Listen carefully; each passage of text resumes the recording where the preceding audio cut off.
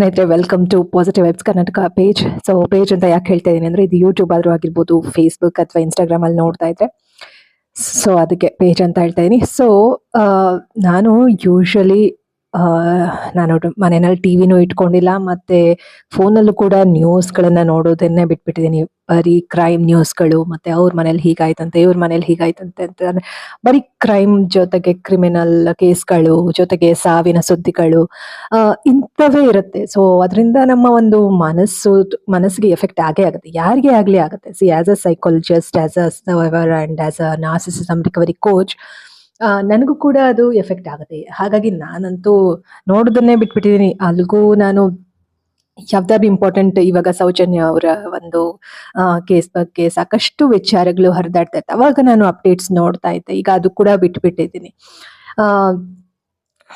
ಯಾಕಂತಂದ್ರೆ ನಮ್ಮ ಒಂದು ಮೆಂಟಲ್ ಹೆಲ್ತ್ ಕೂಡ ತುಂಬಾ ಇಂಪಾರ್ಟೆಂಟು. ಹಾಗಾಗಿ ಬಟ್ ನಿನ್ನೆ ಒಂದು ನೋಡಿದೆ, 2 ಸಾವು ಮದುವೆ ಆಗಿ 2 ತಿಂಗಳಲ್ಲೇ 2 ಸಾವು ಅಂತ ಹೇಳಿ. ಸೊ ಆವಾಗ ನೋಡುವಾಗ ಕೆಲವೊಂದು ಅಷ್ಟು ವಿಚಾರಗಳು ನೋಡುವಾಗ ಯಾಕೋ ಇದು ಹತ್ರದಿಂದ ನೋಡಿರುವಂತಹ ಕೇಸ್, ನಾನು ಹತ್ರದಿಂದ ನೋಡಿರುವಂತಹ ಕೇಸ್ ತರಾನೇ ಇದೆಯಲ್ಲ ಅನ್ನೋ ರೀತಿ ಫೀಲ್ ಆಗಿ, ನಾನು ಇನ್ಸ್ಟಾಗ್ರಾಮ್ ಅಲ್ಲಿ ಒಂದು ರೀಲ್ ಕೂಡ ರೀಮಿಕ್ಸ್, ಅಂದ್ರೆ ಇವಾಗ ಬೇರೆಯವರ ಒಂದು ಪೇಜ್ ಅಲ್ಲಿ ಏನಿರುತ್ತಲ್ವಾ ರೀಲ್, ಅದನ್ನ ರೀಮಿಕ್ಸ್ ಮಾಡಿ ಫೇಸ್ಬುಕ್ ಅಲ್ಲೂ ರೀಮಿಕ್ಸ್ ಮಾಡಿದ್ದೆ. ಅದಾದ್ಮೇಲೆ ಇನ್ನೊಂದಷ್ಟು ವಿಚಾರಗಳು ಬರ್ತಾ ಇತ್ತು. ಅವಾಗ ಅದು ನನಗೆ ಎಫೆಕ್ಟ್ ಆಯ್ತು. ಸಿ ನಾನೇನು ದೊಡ್ಡ ದೇವ್ರಲ್ಲ, ಸೈಕಾಲಜಿಸ್ಟ್ ಅಂದಿದ ತಕ್ಷಣ ನಮ್ಗೇನು ಫೀಲಿಂಗ್ಸೇ ಇರಲ್ಲ ಅಥವಾ ನಮ್ಗೇನು ಎಫೆಕ್ಟೇ ಆಗಲ್ಲ ಅಂತ ಅಲ್ಲ. ಪ್ರತಿಯೊಬ್ಬ ಮನುಷ್ಯನ್ಗೂ ಒಂದು ಶ್ಯಾಡೋಸ್ ಅನ್ನೋದಿರುತ್ತೆ.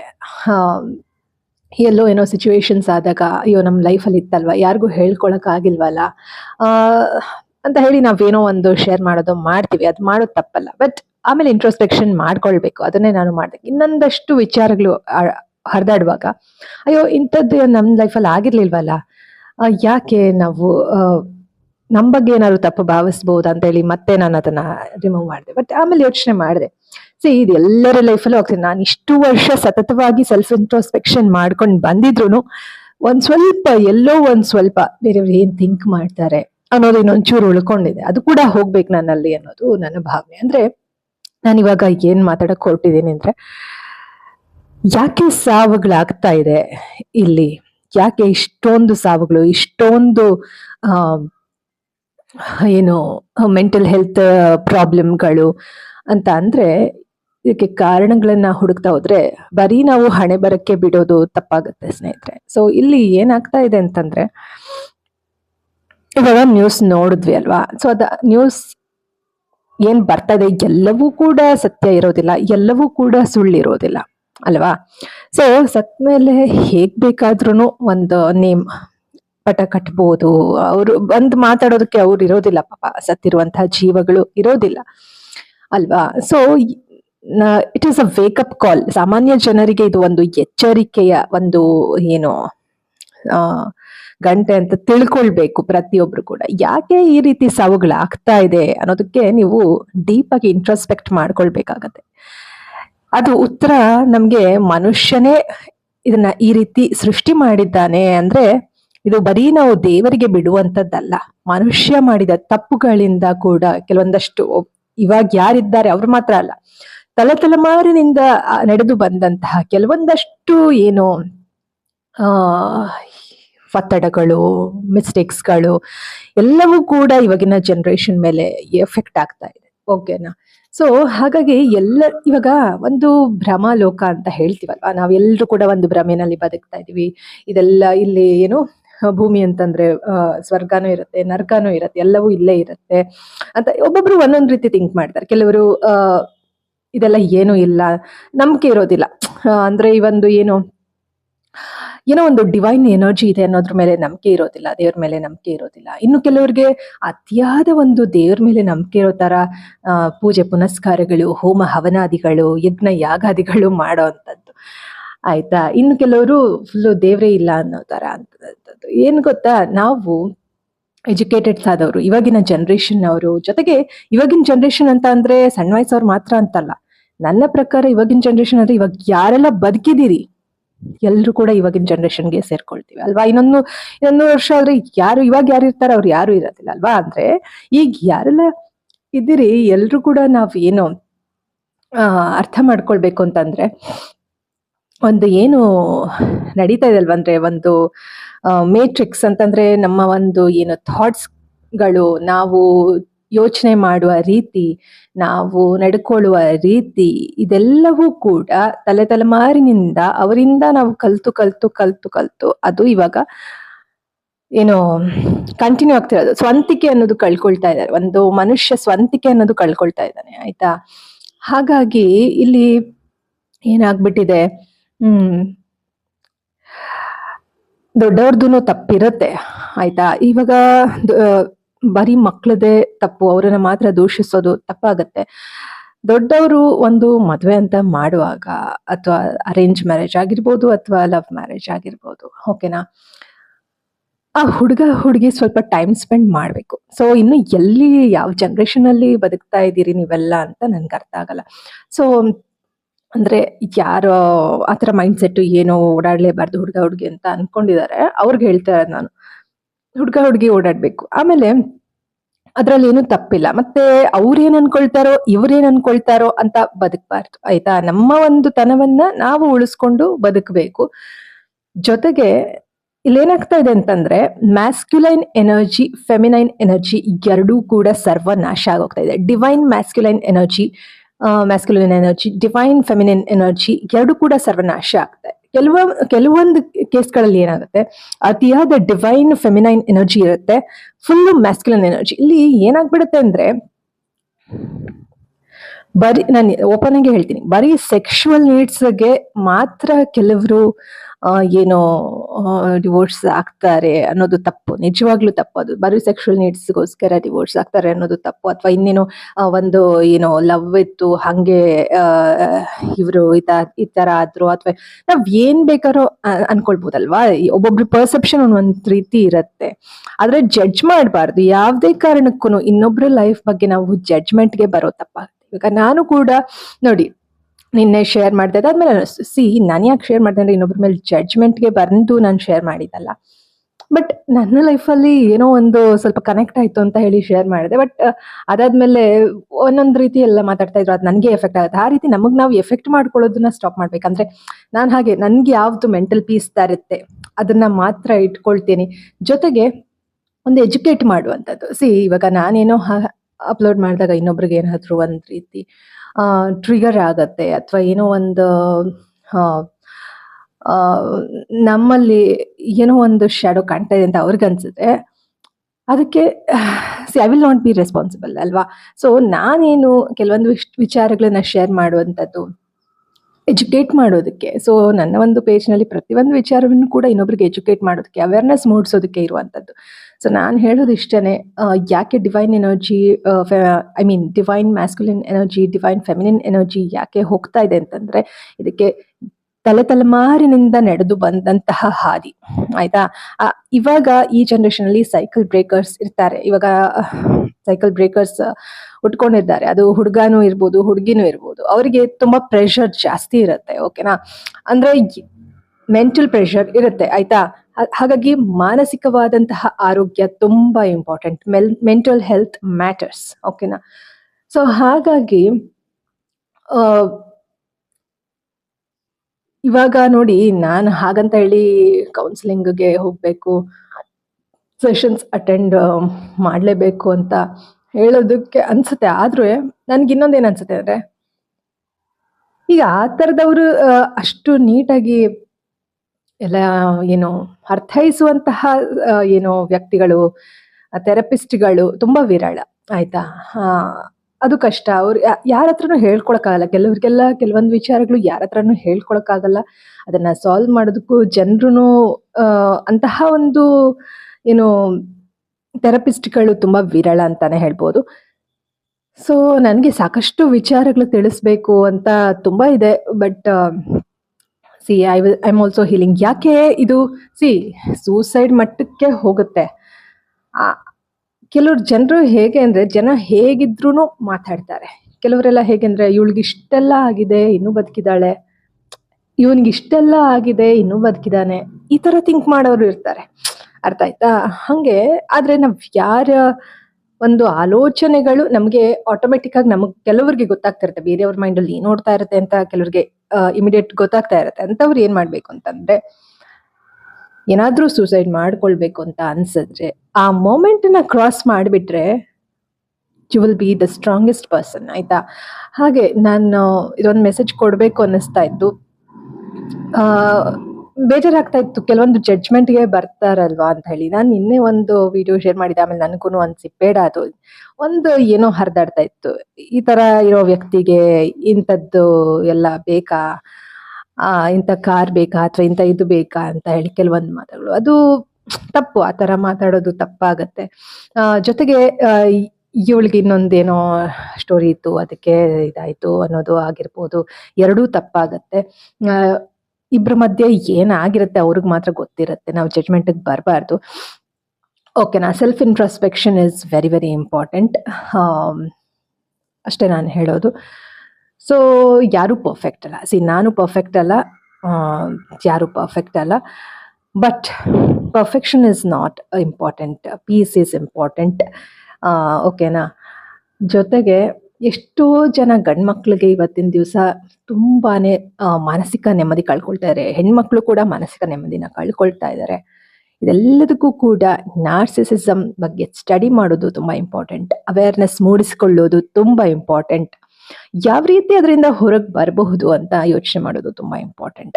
ನಾನು ಕೂಡ ನನ್ನ ಪೇಜ್ನಲ್ಲಿ ಇವಾಗ ನಾರ್ಸಿಸಿಸ್ಟ್ಗಳ ಬಗ್ಗೆ ಒಂದಷ್ಟು ವಿಚಾರಗಳು ತಿಳಿಸ್ತಾ ಹೋಗ್ತಾ ಇದ್ದೀನಿ. ಎಂಪತ್ಗಳ ಬಗ್ಗೆ ಒಂದಷ್ಟು ವಿಚಾರಗಳ ತಿಳಿಸ್ತಾ ಹೋಗ್ತಾ ಇದ್ದೀನಿ. ಇಲ್ಲಿ ಅವ್ರು ಒಳ್ಳೆಯವರು ಇವ್ರು ಕೆಟ್ಟವರು ಅನ್ನೋ ವಿಚಾರ ಅಲ್ಲ ಮೊದಲಿಗೆ. ಇನ್ನೊಂದು, ಅವರನ್ನ ದೂಷಿಸೋದಕ್ಕೆ ಅವೆಲ್ಲ ಪಾಯಿಂಟ್ಸ್ಗಳು ಹಾಕುವಂಥದ್ದಲ್ಲ. ಇದು ಇರೋ ಫ್ಯಾಕ್ಟ್, ಇರುವ ವಿಚಾರ ಈ ರೀತಿ ಇದೆ, ಅದನ್ನ ಅರಿವು ಮೂಡಿಸ್ಕೊಳ್ಬೇಕು. ಸೊ ನಾನು ಕೂಡ ಎಷ್ಟೋ ವಿಚಾರಗಳನ್ನ ನೋಡಿ ತಿಳ್ಕೊಂಡು ಓದಿ, ಅಂದ್ರೆ ನಾನು ಸೈಕಾಲಜಿ ಓದಿದ್ರು ಕೂಡ ನನಗೆ ಎಷ್ಟೋ ವಿಚಾರಗಳು ಗೊತ್ತಿರಲಿಲ್ಲ. ನನಗೆ ಲೈಫಲ್ಲಿ ಯಾವಾಗ ನಾನು ಸಿಚುವೇಶನ್ಸ್ಗಳನ್ನ ನೋಡಿ ಏನೋ ಎಕ್ಸ್ಪೀರಿಯನ್ಸ್ ಮಾಡಿ ಅದರಿಂದ ಪಾಠ ಕಲಿತು ಅರಿವು ಮೂಡಿಸ್ಕೊಂಡಾಗ ನನಗೆ ಇದು ಈ ರೀತಿ ಇದೆ, ಹೀಗಿರುತ್ತೆ ಅನ್ನೋದು ಗೊತ್ತಾಯ್ತು. ಇವಾಗ ನನಗೆ ಅರಿವು ಮೂಡಿರೋದನ್ನ ಇನ್ನೊಬ್ರಿಗೆ ತಿಳಿಸ್ಬೇಕಲ್ವಾ, ಅದು ನನ್ನ ಒಂದು ಜವಾಬ್ದಾರಿ ಅಲ್ವಾ.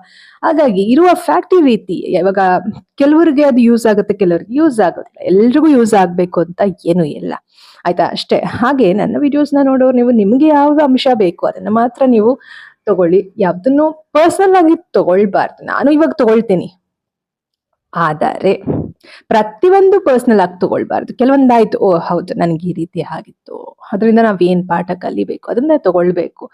ಅದನ್ನ ಬಿಟ್ಟು ನಮ್ಗೆ ನೋವಾಗೋ ರೀತಿ ನಾವು ಮಾಡ್ಕೊಳ್ಬಾರ್ದು, ಆಯ್ತಾ? ನೋವಾಗುತ್ತೆ, ಅದನ್ನ ಫೀಲ್ ಮಾಡಿ ರಿಲೀಸ್ ಮಾಡ್ಬೇಕು. ಓಕೆನಾ? Pain is not danger. Pain ಬರೋದು, ನಿಮ್ಗೆ ನೋವು ಆಗೋದು, ಅದು ನಿಮ್ಮನ್ನ ಗಟ್ಟಿ ಮಾಡೋದಕ್ಕೆ ಹೊರತು ನಿಮ್ಮನ್ನ ನಾಶ ಮಾಡೋದಕ್ಕೆ ಅಲ್ಲ. ಹಾಗೆ ನೋಡಕ್ ಹೋದ್ರೆ ನನ್ಗನ್ಸುತ್ತೆ, some of us are strongest in our family. I am proud of my family actually. So ಯಾರೇ ಆಗಿರ್ಬೋದು, ಆಯ್ತಾ?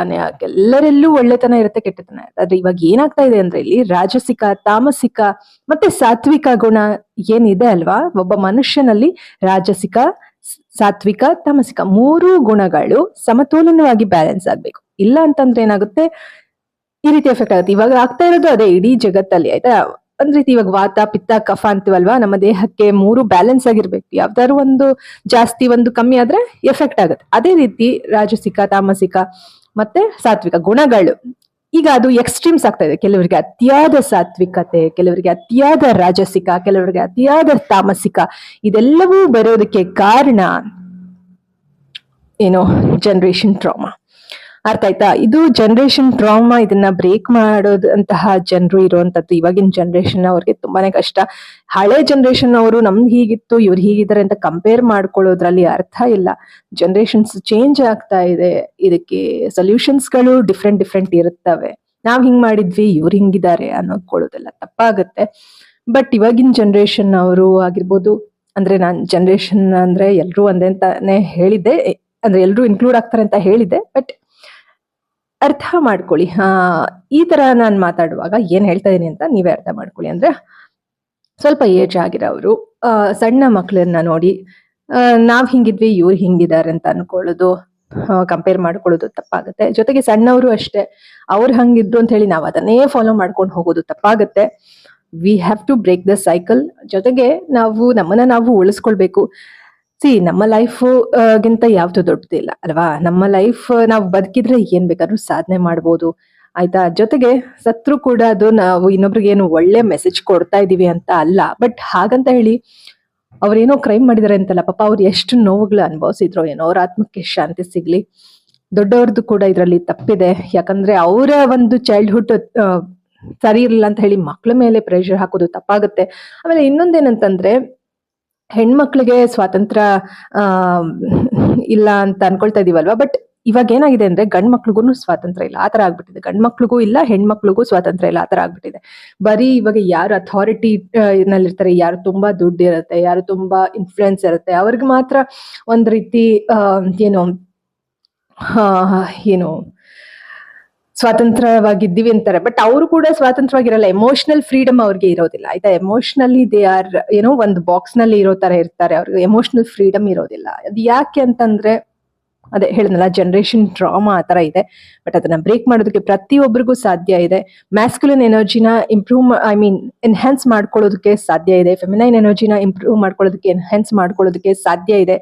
ಅದು ಬರೀ ನಾವ್ ಏನೋ ಒಂದು ಫಿಸಿಕಲ್ ಆಗಿ ಏನೋ ಒಂದು ತೊಂದ್ರೆಲಿದ್ರೆ ಮಾತ್ರ ಏನೋ ಆತರ ಅದಲ್ಲ. ಮೈಂಡ್ ಬಾಡಿ ಸೋಲ್ ಹೀಲಿಂಗ್ ಆಯ್ತಾ. Mind body soul healing is very very important. ಇವಾಗ ಎಲ್ರು ಬರೀ ಮೈಂಡ್ ಅಲ್ಲಿ ಬದುಕ್ತಾ ಇದ್ದಾರೆ, ಬಾಡಿನ ಮರ್ತು ಬಿಟ್ಟಿದ್ದಾರೆ ಅಲ್ವಾ. ಹಾಗಾಗಿ ನಿಮ್ಗೆ ಏನೇ ಒಂದು ಸಮಸ್ಯೆಗಳು ಇರಬಹುದು ಆಯ್ತಾ, ಮೆಂಟಲಿ ಫಿಸಿಕಲಿ ಏನೇ ಸಮಸ್ಯೆ ಇರ್ಬೋದು. ಆದ್ರೆ ಮೂರನ್ನು ಬ್ಯಾಲೆನ್ಸ್ ಮಾಡುವ ಶಕ್ತಿ ನಮ್ಮೊಳಗಡೆನೆ ಇದೆ ಆಯ್ತಾ. ಸಣ್ಣ ಪುಟ್ಟ ಏನೇ ಸಮಸ್ಯೆಗಳು ಇದ್ರೂ ಕೂಡ ನಿಮ್ಮ ಒಂದು ಮೆಂಟಲ್ ಸ್ಟ್ರೆಂತ್ ನ ಎನ್ಹ್ಯಾನ್ಸ್ ಮಾಡ್ಕೊಳ್ಳೋದಕ್ಕೆ, ಬಾಡಿ ಸ್ಟ್ರೆಂತ್ ನ ಎನ್ಹ್ಯಾನ್ಸ್ ಮಾಡ್ಕೊಳ್ಳೋದಕ್ಕೆ, ಮತ್ತೆ ಸ್ಪಿರಿಚುವಲ್ ಸ್ಟ್ರೆಂತ್ ಜೊತೆಗೆ ಫೆಮಿನಿಟಿ ಮತ್ತೆ ಮ್ಯಾಸ್ಕ್ಯುಲಿನಿಟಿ ಪ್ರತಿಯೊಬ್ಬರಲ್ಲೂ, ಇವಾಗ ಗಂಡಸರಲ್ಲೂ ಫೆಮಿನಿಟಿ ಮ್ಯಾಸ್ಕ್ಯುಲಿನಿಟಿ ಎರಡು ಅಂಶ ಇರುತ್ತೆ, ಹೆಂಗಸರಲ್ಲೂ ಫೆಮಿನಿಟಿ ಮ್ಯಾಸ್ಕ್ಯುಲಿನಿಟಿ ಎರಡು ಅಂಶ ಇರುತ್ತೆ. ಏನಾಗಿದೆ ಅಂದ್ರೆ, ಇವಾಗ ಮುಂಚಿನ ಕಾಲದಲ್ಲಿ 20 ವರ್ಷ ಮುಂಚೆ, 30 ವರ್ಷಕ್ಕೆ ಮುಂಚೆ ಎಲ್ಲ ಎಷ್ಟೋ ಹೆಣ್ಮಕ್ಳಿಗೆ ತುಂಬಾನೇ ಹೊಡೆಯೋದು, ಬಡಿಯೋದು, ಕುಡ್ಕೊಂಡ್ ಬಂದು ಈ ರೀತಿ ಎಲ್ಲ ಇರ್ತಾ ಇತ್ತು ತುಂಬಾ. ಜೊತೆಗೆ ಒಂದ್ ರೀತಿ ಸರಿಯಾಗಿ ನೋಡ್ಕೊಳ್ದೆ ಇರುವಂತದ್ದು, ಜವಾಬ್ದಾರಿ ತಗೊಳ್ದೆ ಇರುವಂತದ್ದು, ಮಕ್ಕಳನ್ನ ಬಿಟ್ಟು ಹೋಗ್ಬಿಡುವಂತದ್ದು, ಇಂಥವೆಲ್ಲ. ಮತ್ತೆ ಹೆಣ್ಮಕ್ಳಲ್ಲೂ ಅಷ್ಟೇ ಸರಿಯಾಗಿ ಯಾರನ್ನ ಆಯ್ಕೆ ಮಾಡ್ಕೊಳ್ಬೇಕು ಅನ್ನೋದು ಗೊತ್ತಾಗದೆ ಇರುವಂತದ್ದು, ಇದೆಲ್ಲವೂ ಕೂಡ ಇತ್ತು ಅವಾಗೆಲ್ಲ. ಇಲ್ಲಿ ಜಾತಿ ಆಗಿರ್ಬೋದು, ಏನು ಧರ್ಮ ಆಗಿರ್ಬೋದು. ಧರ್ಮ ಅಂದ್ರೆ ನೀವಲ್ಲ, ಸಾರಿ, ಅಂದ್ರೆ ಈ ಒಂದು ಸಮಾಜದಲ್ಲಿ ಹೇಗೆ ಸೃಷ್ಟಿ ಆಗ್ಬಿಟ್ಟಿದೆ ಅಂದ್ರೆ, ಧರ್ಮ ಅಂತಂದ್ರೆ ಜಾತಿ ಅಂತಂದ್ರೆ ಒಂದ್ ರೀತಿ ಏನು ಒಂದು ಕೂಪ ಮಂಡುಕ ಅಂತಾರಲ್ಲ, ಆ ಬಾಕ್ಸ್ ಅಲ್ಲಿ ಫಿಕ್ಸ್ ಆಗ್ಬಿಟ್ಟಿದ್ದಾರೆ ಜನ. ಬಟ್ ಆ ತರ ಅಲ್ಲ. ಧರ್ಮ ಅಂತಂದ್ರೇನು, ಇನ್ನೊಬ್ರಿಗೆ ತೊಂದರೆ ಕೊಡ್ದಿರ ಒಂದು ಸತ್ಯಯುತವಾಗಿ ಬದುಕುವಂಥದ್ದು, ಅಥವಾ ಏನು ನಮ್ಗೆ ನಾವು ಕರೆಕ್ಟ್ ಆಗಿರುವಂತದ್ದೇ ಅದೇ ಧರ್ಮ. ಇನ್ನೊಬ್ರಿಗೆ ನೋವು ಕೊಡ್ದಿರ ಇರುವಂತದ್ದೇ ಧರ್ಮ ಅಷ್ಟೇ, ಬೇರೆ ಏನು ಇಲ್ಲ ಆಯ್ತಾ. ಇದೆಲ್ಲವೂ ಕೂಡ ಒಂದು ಮೇಟ್ರಿಕ್ಸ್, ಒಂದು ಭ್ರಮ ಲೋಕ ಸೃಷ್ಟಿ ಮಾಡ್ಕೊಂಡ್ ಬಿಟ್ಟಿದೀವಿ. ಹಾಗಂತ ಹೇಳಿ ನಾವೆಲ್ಲ ಒಂದು ಭ್ರಮೆಯಲ್ಲಿದ್ದೀವಿ, ಎಲ್ಲ ಒಂದು ಬ್ರಹ್ಮ ನಡೆಸ್ತಾ ಇದ್ದಾನೆ ಅಂತ ಅನ್ಕೊಂಡ್ಬಿಟ್ಟು ನಾವು ಸುಮ್ನೆ ಕುತ್ಕೊಂಡ್ ಬಿಟ್ರೆ ಅದು ನಮ್ಮ ಒಂದು ಮೂರ್ಖತನೇ ಆಗುತ್ತೆ. ನಮಗೂ ಬುದ್ಧಿ ಕೊಟ್ಟಿದ್ದಾನಲ್ವಾ ದೇವ್ರು. ಅದಕ್ಕೆ ನಾನು ಇವಾಗಿನ ಜನರೇಷನ್ ಅವ್ರಿಗೆ ಏನ್ ಮೆಸೇಜ್ ಹೇಳೋದಕ್ಕೆ ಇಷ್ಟಪಡ್ತೀನಿ ಅಂದ್ರೆ, inner child healing is very very important. Inner child healing ಮಾಡ್ಕೊಳ್ಳೋವರೆಗೂ ಐ ಥಿಂಕ್ ಮದ್ವೆ ಆಗೋದೇನೆ ಬೇಡ. ಯಾಕಂದ್ರೆ ನಾವು ಬೇಗ ಏಜ್ ಇದಾಗ್ಬಿಡುತ್ತೆ ಅಂತ ಮದ್ವೆ ಆಗೋದು ಅಥವಾ ಮನೇಲಿ ಮದ್ವೆ ಮಾಡೋದು ಇದೆಲ್ಲವೂ ಕೂಡ ತಪ್ಪಾಗುತ್ತೆ. ಮುಂಚಿನ ಕಾಲ ತರ ಇಲ್ಲ ಇವಾಗ ಆಯ್ತಾ. ಹಾಗಾಗಿ inner child healing is very very important for this today's life ಆಯ್ತಾ. ಅದು ಎಷ್ಟೇ ಏಜ್ ಅವರಾಗಿರ್ಬೋದು, ಸಣ್ಣವರಾಗಿರ್ಬೋದು, inner child healing is very very important. Past ಯಾಕೆ ತರ್ತೀರಾ, ಪಾಸ್ಟ್ ಯಾಕೆ ಮರಿಬಾರ್ದಾ, ಪಾಸ್ಟ್ ಯಾಕೆ ತಲೆಯಲ್ಲಿ ಇಟ್ಕೋಬೇಕಂದ್ರೆ ಆಮೇಲೆ ಏಜ್ ಆಗ್ತಾ ಆಗ್ತಾ ಹುಚ್ಚರಾಗಿ ಹೋಗ್ಬಿಡ್ತಾರೆ ಎಲ್ರು ಆಯ್ತಾ. ಹಾಗಾಗಿ ಹಳೆದನ್ನ ಪೇನನ್ನ ಫೀಲ್ ಮಾಡಿ ರಿಲೀಸ್ ಮಾಡ್ಬೇಕು ಯಾವಾಗ್ಲೂ. Inner child is very important. ನೋಡೋಣ, ಸದ್ಯದಲ್ಲೇ ನಾನು ಇನ್ನರ್ ಚೈಲ್ಡ್ ಹೀಲಿಂಗ್ ಬಗ್ಗೆ ಸಾಕಷ್ಟು ಇನ್ನಷ್ಟು ವಿಚಾರಗಳನ್ನ ತಿಳಿಸ್ಕೊಡ್ತೀನಿ. ಸೊ ಇಷ್ಟು ಅಪ್ಡೇಟ್ ನಿಮ್ಗೆ ಹೇಳ್ಬೇಕಾಗಿತ್ತು. ಎಲ್ಲರಿಗೂ ಶುಭವಾಗ್ಲಿ, ನಿಮ್ಮ ದಿನ ಎಲ್ಲ ಚೆನ್ನಾಗಿರ್ಲಿ. ಆದಷ್ಟು ನಾನು ಏನ್ ಮೆಸೇಜ್ ಕೊಡಕ್ಕೆ ಇಷ್ಟಪಡ್ತೀನಿ ಅಂದ್ರೆ, ನೀವು ನೋಡ್ತೀರಾ ಅಂತಾನೆ ಅಷ್ಟೆಲ್ಲ ಅವರು ಅಪ್ಲೋಡ್ ಮಾಡ್ತಾ ಇರ್ತಾರೆ ಕ್ರೈಮ್ ನ್ಯೂಸ್ನ. ನಾನಂತೂ ನೋಡಿ, ನಾನು ನಿಜ ಹೇಳ್ತೀನಿ, ಯಾವ್ದೋ 2 ರೀಲ್ ನೋಡ್ದೆ ಬಿಟ್ರೆ ನಾನು ಲಾಂಗ್ ವಿಡಿಯೋಸ್ ಯೂಟ್ಯೂಬ್ ಅಲ್ಲಿ ನ್ಯೂಸ್ಗಳು ನೋಡೋದೇ ಬಿಟ್ಬಿಟ್ಟಿದ್ದೀನಿ. ನಾನು ನನ್ನ ಒಂದು ಏನು ರಿಸರ್ಚ್, ನನ್ನ ಒಂದು ಸೈಕಾಲಜಿಕಲ್ ಕಾನ್ಸೆಪ್ಟ್ ಗಳ ಬಗ್ಗೆ ರಿಸರ್ಚ್ ಮಾಡೋದು ಈ ರೀತಿನೇ ಮಾಡ್ತಾ ಇದ್ದೀನಿ ಬಿಟ್ರೆ ಜನರಲ್ ನ್ಯೂಸ್ ನೋಡೋದು ಕಮ್ಮಿ, ಟಿವಿ ಕೂಡ ಇಟ್ಕೊಂಡಿಲ್ಲ. ಸೊ ಹಾಗಾಗಿ ನಿಮ್ಗೆ ಹೇಳೋದು ಇಷ್ಟೇನೆ, ನಾನು ನಿಮ್ಮ ಲೈಫ್ಗೆ ಏನ್ ಇಂಪಾರ್ಟೆಂಟ್ ಅದನ್ನ ಮಾತ್ರ ನೀವು ನೋಡಿ. ಸುಮ್ನೆ ಆಗೋಗದೆ ಇರೋ ನ್ಯೂಸ್ಗಳು, ಆಗೋಗದೆ ಇರೋ ಆ, ಏನು ಆ, ವಿಷಯಗಳು ತುಂಬಾ ನೋಡ್ತಾ ಇದ್ರೆ ನಮ್ಮ ಟೈಮ್ ನಾವು ವೇಸ್ಟ್ ಮಾಡ್ಕೊಂಡ್ಬಿಡ್ತೀವಲ್ವಾ. ನಾನಂತೂ ಇವಾಗ ಫೋಕಸ್ಡ್ ಆಗಿ ನನ್ನ ಒಂದು ಏನು ವಿಚಾರಗಳಿದೆ ಅದ್ರ ಕಡೆ ಮಾತ್ರ, ಅಂದ್ರೆ ಮುಂಚೆಯಿಂದನೂ ನಾನು ಅದೇ ಮಾಡ್ಕೊಂಡು ಬರ್ತಾ ಇರೋದು. ನನ್ನ ಸೆಲ್ಫ್ ಇಂಟ್ರಾಸ್ಪೆಕ್ಷನ್ನೇ ಮಾಡ್ಕೊಂಡು ಬರ್ತಾ ಇರೋದು. ಅಷ್ಟು ಮಧ್ಯದಲ್ಲೂ ಕೂಡ ಕೆಲವೊಂದ್ ಸತಿ ನಮ್ಗೆ ಒಂದ್ಸ ಆ ಕಡೆ ಈ ಕಡೆ ಹೋಗುತ್ತೆ. ಆ ನ್ಯೂಸ್ ನೋಡೋದು, ಈ ನ್ಯೂಸ್ ನೋಡೋದು ಹೋಗುತ್ತೆ. But still we have to come back to ourselves. ಓಕೆನಾ? ನಮ್ಮ ಒಂದು ಲೈಫ್ ಅಲ್ಲಿ ಏನ್ ನಡೀತಿದೆ ಅದ್ರ ಕಡೆ ಗಮನ ಕೊಡೋಣ. ಅವ್ರು ಏನ್ ಅನ್ಕೊಳ್ತಾರೆ, ಇವ್ರೇನ್ ಅನ್ಕೊಳ್ತಾರೆ ಅಂತ ಅನ್ಕೊಂಡ್ ಕೂತ್ಕೊಂಡ್ರೆ ಬದುಕೋದ್ ಕಷ್ಟ ಇದೆ. ಓಕೆ, ಸೊ ಎನಿವೇಸ್ ನಾನು ಅಷ್ಟೇ ಹೇಳೋದು, ಯಾರೆಲ್ಲ ನೀವು ಮದ್ವೆ ಆಗ್ಬೇಕಂತ ಅನ್ಕೊಂಡಿದೀರಿ ಅಥವಾ ಮದ್ವೆ ಲವ್ ರಿಲೇಶನ್ಶಿಪ್ ಅಲ್ಲಿ ಇದ್ದೀರಿ, ಅಥವಾ ಮನೆಯಲ್ಲಿ ಏನಾದ್ರು ಮದ್ವೆ ಅರೇಂಜ್ ಮಾಡ್ತಾ ಇದ್ರೆ, ದಯವಿಟ್ಟು ಟೇಕ್ ಯುವರ್ ಸ್ಟ್ಯಾಂಡ್. ಎಷ್ಟೇ ಜನ ಏನೇ ನಿಮ್ಗೆ ಬ್ರೈನ್ ವಾಶ್ ಮಾಡಿದ್ರು ಕೂಡ ನೀವು ಸ್ಟ್ಯಾಂಡ್ ತಗೊಳ್ಳಿ. ನಿಮ್ಗೆ ಯಾವ್ದು ಒಳ್ಳೇದು ಅನ್ಸುತ್ತೆ ಅದೇ ಮಾಡಿ. ಮತ್ತೆ ಆ ಹುಡುಗನ ಜೊತೆ ನೀವು ಕೂತು ಮಾತಾಡ್ಲಿಲ್ಲ ಅಥವಾ ಹುಡುಗಿ ಜೊತೆ ಕೂತು ಮಾತಾಡಿಲ್ಲ, ಟೈಮ್ ಸ್ಪೆಂಡ್ ಮಾಡಿಲ್ಲ ಅಂತಂದ್ರೆ ಮದ್ವೆ ಆಗಕ್ ಹೋಗ್ಬೇಡಿ. ಟೈಮ್ ಸ್ಪೆಂಡ್ ಮಾಡಿ ಫಸ್ಟು. ಮುಂಚಿನ ಕಾಲದ ತರ ಇಲ್ಲ ಇವಾಗ. ಟೈಮ್ ಸ್ಪೆಂಡ್ ಮಾಡ್ಬಿಟ್ಟು ಏನು ಮಾನಸಿಕವಾಗಿ ಯಾವ ರೀತಿ ಇವರಿದ್ದಾರೆ, ಫಿಸಿಕಲ್ದು ಒಂದೇ ಅಲ್ಲ, ಮಾನಸಿಕದ್ದು ತುಂಬಾ ಇಂಪಾರ್ಟೆಂಟ್. ಮೆಂಟಲ್ ಹೆಲ್ತ್, ಏನೋ ಡೊಮೆಸ್ಟಿಕ್ ವೈಲೆನ್ಸ್ ಅಲ್ಲಿ ಏನು ಮಾನಸಿಕ ಆರೋಗ್ಯ ಕೆಡಿಸುವಂತವ್ರು ಇರ್ತಾರೆ, ಆಯ್ತಾ. ಕ್ರೂಯಾಲಿಟಿ ಅಷ್ಟರ ಮಟ್ಟಕ್ಕೆ ಹೋಗಿದೆ ಇವಾಗ. ಹಾಗಾಗಿ ಮೆಂಟಲ್ ಹೆಲ್ತ್ ಮ್ಯಾಟರ್ಸ್. ಓಕೆನಾ? ಮುಂದೆ ವಿಡಿಯೋನ ಮತ್ತೆ ಭೇಟಿಯಾಗೋಣ ಸ್ನೇಹಿತರೆ. ಅಲ್ಲಿವರೆಗೂ think positive, B on optimist, life is beautiful and make the most of it. ಎಲ್ಲರಿಗೂ ಶುಭವಾಗಲಿ. ಧನ್ಯವಾದಗಳು.